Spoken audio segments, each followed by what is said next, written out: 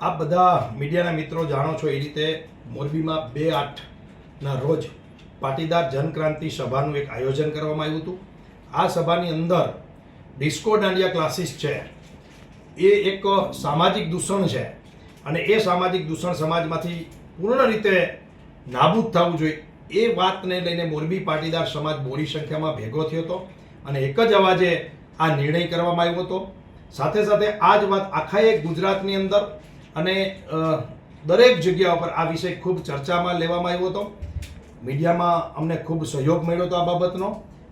હવે જ્યારે આ ક્લાસીસ બંધ કરાવવાનો વિષય છે એની અંદર સિરામિક પરિવાર, પાટીદાર સમાજ મોરબી, પાટીદાર યુવા ગ્રુપો અને અમારી બહેનોના મંતવ્યો જે છે એ પ્રકારના છે. એમાં અમારો ખાસ નિર્ણય, કારણ કે જે રીતે આ વિષય સામે આવ્યો એવી રીતે ડિસ્કો ક્લાસીસ જે ચલાવે છે, જેને રૂડું રૂપાળું નામ આપે છે ગરબા ક્લાસીસ, આ લોકોનો પણ અમારી સામે પ્રશ્નો આવ્યા હતા કે એની રોજગારીનો, એને શીખડાવા હોય તો કેવી રીતે શીખડાવવા, શું કાંઈ, આ બધા સવાલો જવાબો એમના પણ હતા.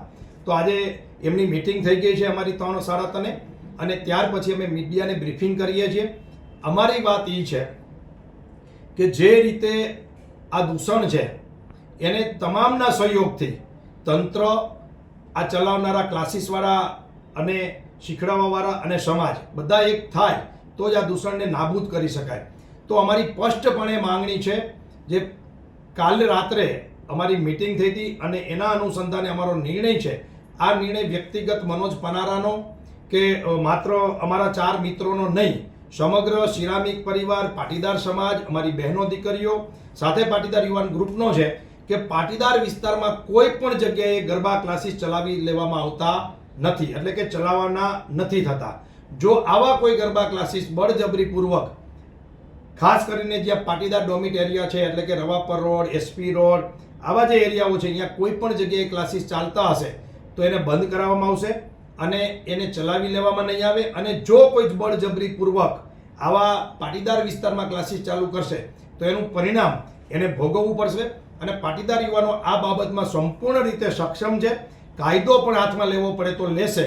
એટલે અમે આજે એમનું એસોસિએશન અને એમના મિત્રોને પણ સમજાવી દીધું છે અને મીડિયાના માધ્યમથી પણ બ્રીફિંગ કરીએ છીએ કે આ વિસ્તારમાં, એટલે કે પાટીદાર વિસ્તારમાં અમે ગરબા ક્લાસીસ ચલાવવા દઈશું નહીં.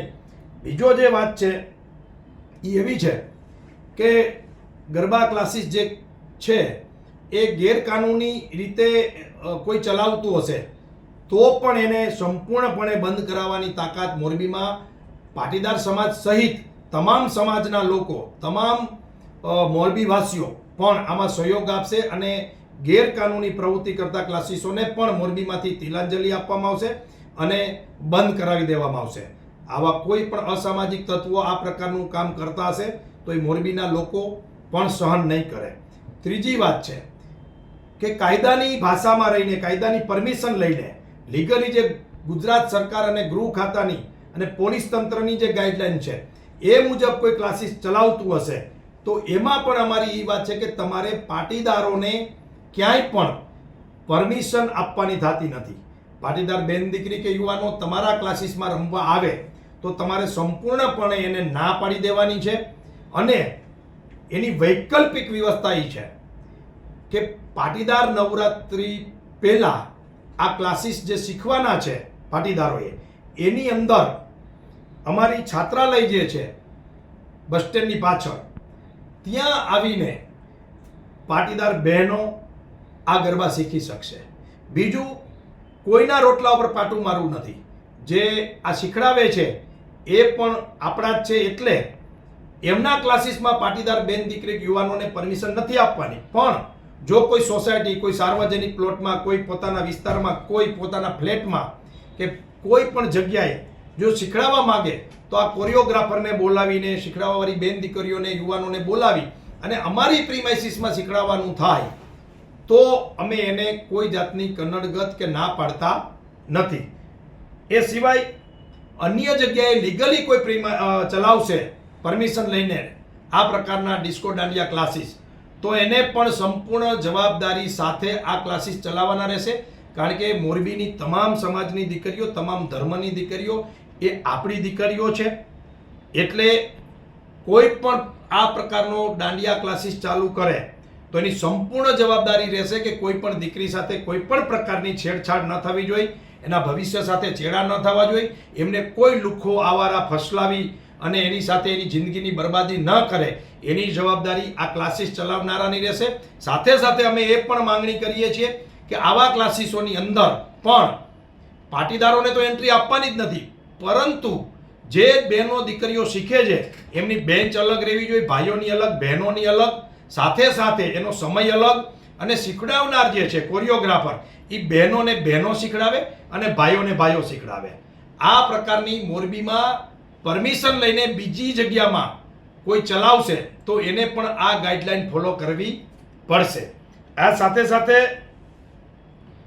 પાટીદારોએ પહેલી પહેલ એટલે કે રક્ષાબંધનને દિવસથી શરૂ કર્યું છે પાટીદાર છાત્રાલયની અંદર ગરબા શીખડાવવાનું બહેનોને, જેથી કરીને આપણી પ્રીમાઇસીસમાં કોઈ લુખ્ખો, ગુંડો, આવારા તત્વ, ચરસી, ગાંજો એવા વ્યસનો ધરાવતો ટપોરી ટાઈપનો માણસ, રોમિયો ટાઈપનો માણસ કોઈ આવી ન શકે, જેથી કરીને બેન દીકરીઓ શીખી પણ શકે અને બેન દીકરીઓ સારી રીતે ગરબા પણ લઈ શકે અને એમની સેફટી પણ રહે.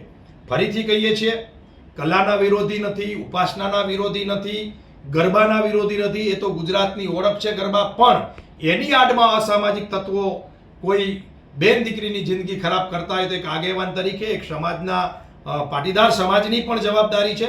અને આ વાત જે રીતે મીડિયાના માધ્યમથી આખા ગુજરાતમાં ગઈ અને સુરતમાં, અમદાવાદમાં, બરોડામાં, રાજકોટમાં પણ આ બધા વિષયોનું સમર્થન મળ્યું અને ક્યાંક ને ક્યાંક સમાજ આ વિષયે ચિંતન મનન કરતો થયો, વાલીઓ પણ જાગૃત થયા, શીખવાવાળા ખેલૈયાઓ પણ વિચારવા માંડ્યા છે કે સાચી વાત છે, ક્યાંય કોઈ સાથે ખોટું ન થવું જોઈએ.